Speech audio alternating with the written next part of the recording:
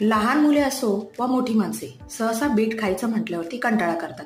अशातच काय करायचं, तुम्ही जर इडली बॅटर तयार केलं असेल त्याच्यामध्ये अर्धे बीट घेऊन त्याची साल काढून स्वच्छ धुवून कट करून मिक्सरच्या भांड्यामध्ये घालायचं. एक मिरची, थोडंसं आलं, कोथिंबीर घालून गरजेनुसार पाणी घालून पेस्ट तयार करून घ्यायची. तयार झालेली पेस्ट इडली बॅटर मधलं थोडंसं बॅटर बाजूला काढून त्याच्यामध्ये घालून घ्यायचं. चमच्याने मिक्स करून एकजीव झाल्यानंतर इडली पात्राला थोडंसं तेल लावून इडली पात्रामध्ये बॅटर घालून 15 मिनिटांसाठी शिजून घ्यायचं. बीटामध्ये अनेक पोषक घटक असल्याने ते आरोग्यासाठी फायदेशीर ठरते. तसेच बीटामध्ये व्हिटॅमिन सी आणि इतर अँटीऑक्सिडंट भरपूर प्रमाणात असल्यामुळे प्रतिकार शक्ती वाढते आणि पचन क्रिया देखील सुधारते. त्यामुळे नियमित आहारात बीटाचे सेवन करणे अधिक फायदेशीर ठरते.